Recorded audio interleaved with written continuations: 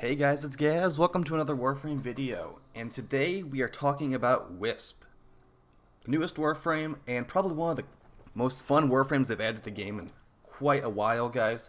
We'll be going over 3 different builds for her. I also have 3 different kinds of fashion frame to go with each of those builds. But before we go over the builds, let's quickly just discuss how her abilities work.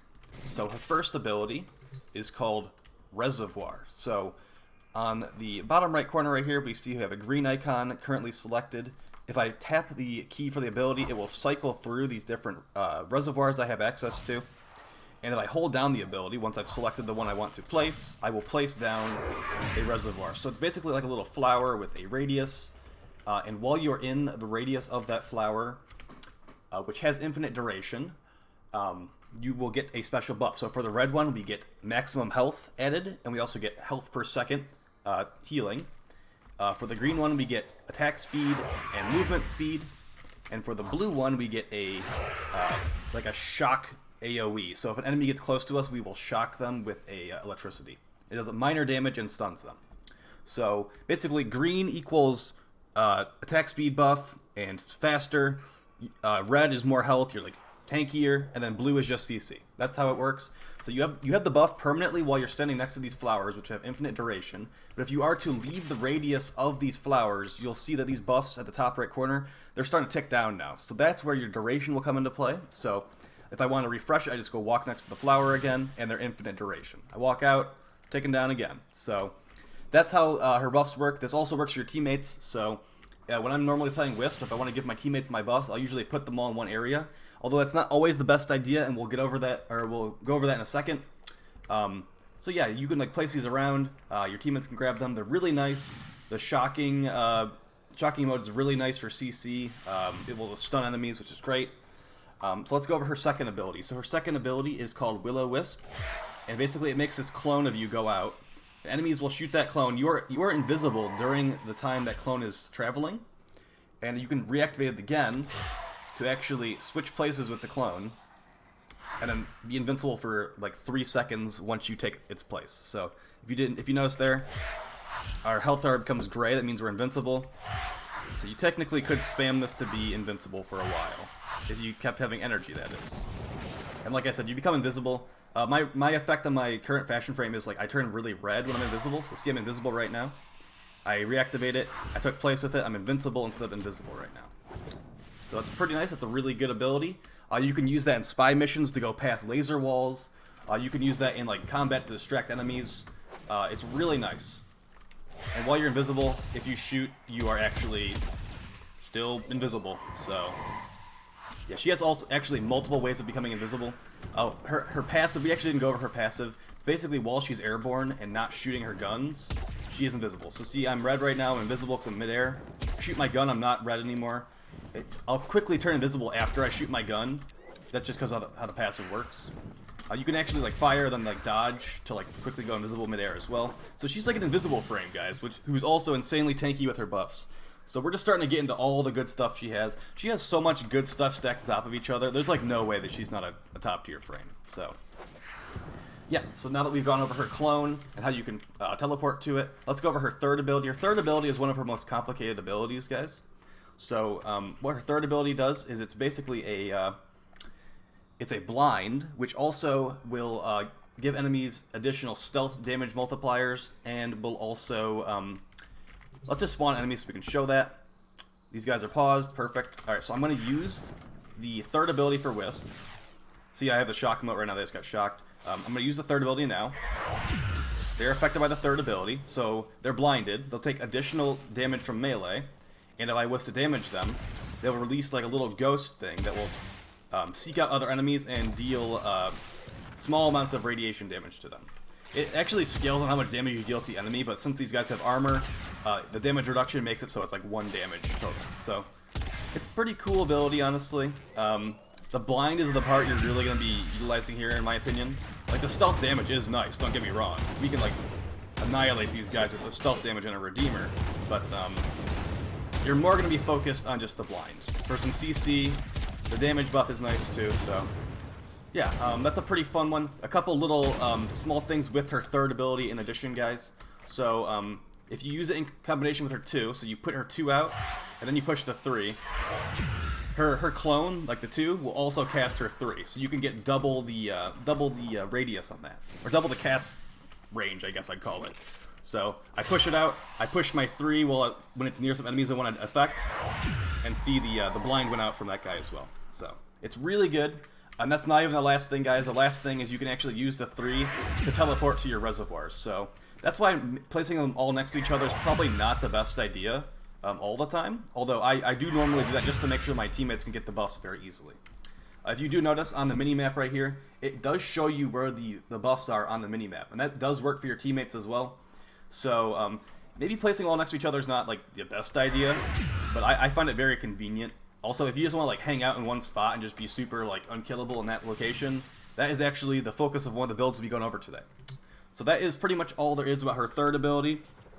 Let's go over her 4th, which is like the one you'd think would be the most exciting, but it's actually her worst ability in my opinion. And that is Soul Gate. So the big old laser. So this thing is like her 4th. It's not really that good, I'm going to be completely honest. It does base heat and radiation damage, which is good damage types. But when you're fighting enemies with armor and stuff, you can actually add corrosive procs to this thing by picking up your green buff. So, is this a green one? This is a green one. So normally it does heat and radiation, but it should do corrosive procs now that we have this green buff. See? She's taking the corrosive procs. Oh, we ran out of energy there. That's okay. So she has corrosive proc. She also has a radiation proc. So it's pretty nice for like condition overload, I guess. But beyond that, the damage is pretty lackluster. Not to mention there's a couple issues with it. It doesn't really affect Eximus units right now. So, I mean, once the corrosive proc starts stacking, it was pretty nice there. But it's definitely not the focus of any of the builds we're doing today, guys. The range you can get on the laser is actually kind of insane. Let's quickly take a look at the balanced build we have equipped right now. So with this balanced build, not really focused on range at all, we have 58 meters on the laser, and that's pretty good. If we were to have like max range, it's like 90 plus meters, guys. It's like unnecessary amounts of range, but it does what it does. I mean, besides the fact it doesn't work on Eximus units for whatever reason right now, it's a serviceable ability. I definitely don't really use this very often.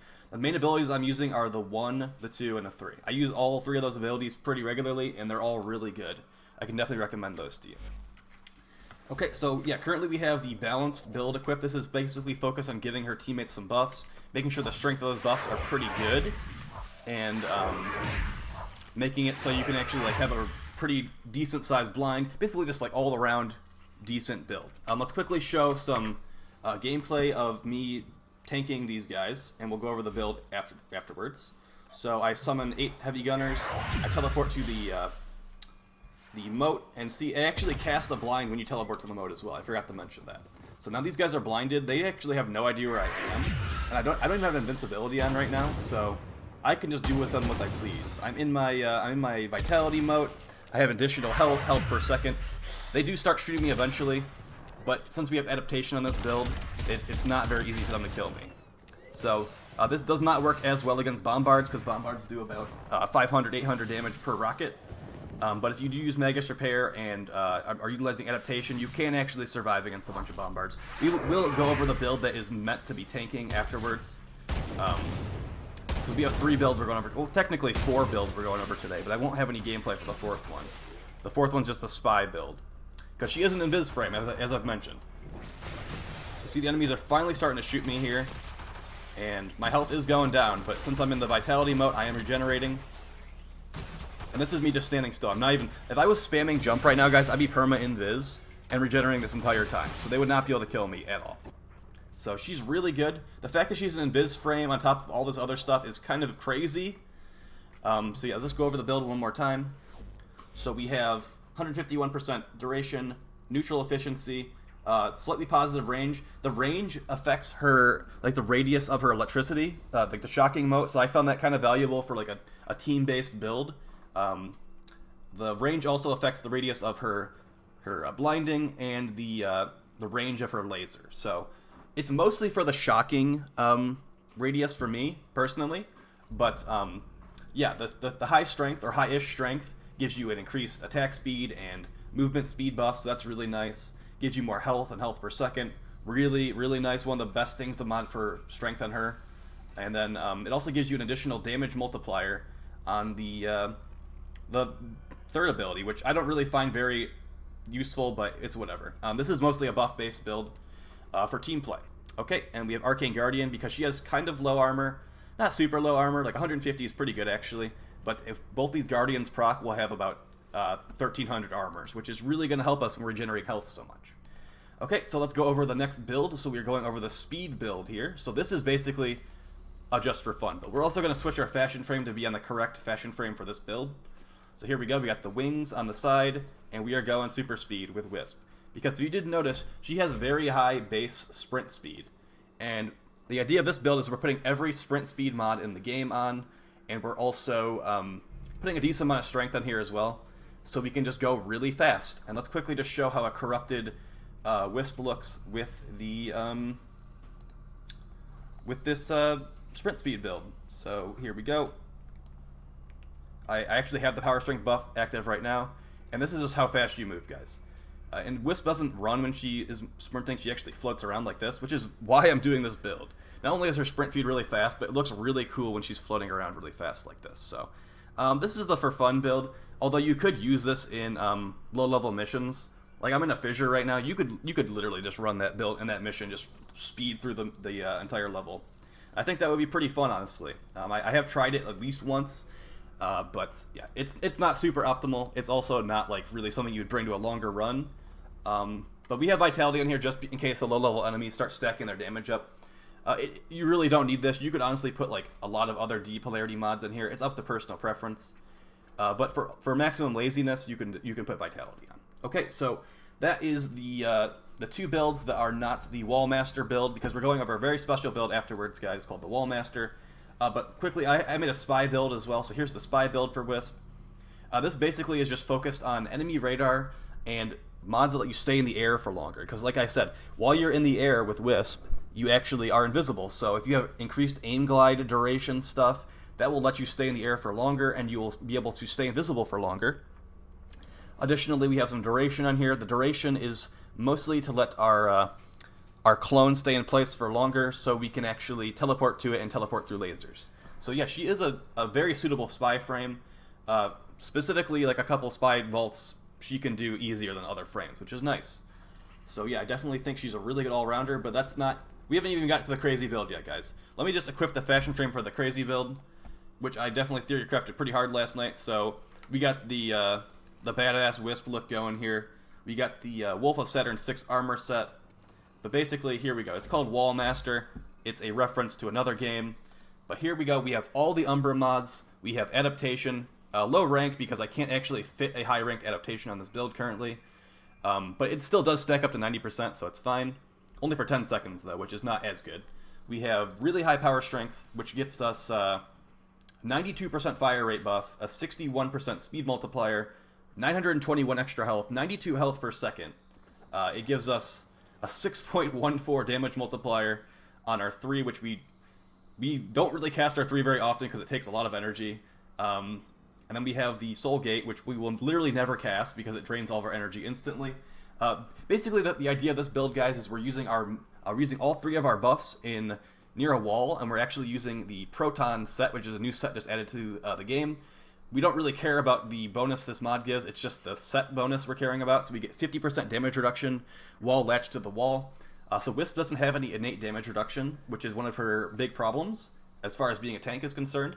So we are actually stacking 2 different kinds of damage reduction here with adaptation and the Proton set. So the Proton set, one of them is for your Warframe, one of them is for your rifle, one of them is for your melee, and we're also running double Arcane Arachne. So once we are wall latched, we deal 100% extra damage for 20 seconds. So we have 2 of those, 200% extra damage when we wall latch. We have a wall latch base set here, which gives us 50% damage reduction while wall latched. And our Fulman also has the Proton mod right here, so we get 120% status chance and critical chance while wall latched, which is actually pretty good for the Fulman because it's a hybrid weapon. We are also running Amalgam Serration and Hunter Munitions, which is pretty nice. And then the melee we're using is actually the Redeemer Prime. So There was a change, like actually it's more like 1 month ago at this point, where Redeemer Prime can actually use Blood Rush effectively now, and the shots can actually crit pretty well. So we have the Proton Snap mod on the Redeemer Prime, so hold Wall Latch for 2 seconds to gain plus 100% toxin damage and 50% status chance for 20 seconds. So our Redeemer Prime doesn't currently have 100% status, but once we Wall Latch, we can do a really crazy hybrid setup since we have a critical damage Riven and Blood Rush and Sacrificial Steel. It just works out. We can actually get orange crits on the shots. So yeah, let's quit talking about this build and just show it. This is a really tanky build if you have a correct situation. So I'm going to suggest this in like interceptions and some like stationary game modes, because this is what you're going to do. You're going to basically put down your moats next to a wall. You're going to grab that wall and you're going to just like Wall Latch. And now we have like crazy increased stats on our weapon. Our melee does like insane, disgusting stuff. It's a weapon-based loadout, but it's like your Chroma and Anaras mixed together with like Ivara. It's some of the craziest stuff I've ever made a build for, guys, and it's really fun. But like you gotta keep in mind, like your weapon choice will matter here. So I think the Fulman is actually really good for her with the Wallmaster build, because the Fulman does benefit from critical chance and status chance very heavily. So yeah, I do think this is like one of the better builds you can do on her, although it's very limited since you have to do you have to be next to a wall, obviously. But yeah, as you can see, it's kind of disgusting. Let's actually use the blinding buff on this guy. Let's re-Wall Latch, get our stuff back. Now this is mostly the weapons, but when you're playing a frame like this, with a specific build like this, you're going to want to be focusing on your weapons. So yeah, this is my favorite build personally, and I know I showed you guys like 3 or 4 builds today, but honestly Wisp has a lot more options even beyond this. I have some ideas written down, but didn't fit them all in the video. I do think the Wallmaster is the most fun, but yeah, like I said, it's not for everybody. It's a pretty stationary build, and a double Arcane Arachne is complete overkill. So yeah, quickly before we end the video, guys, I also want to show you Wisp idle animation. We're actually on the wrong fashion frame for this.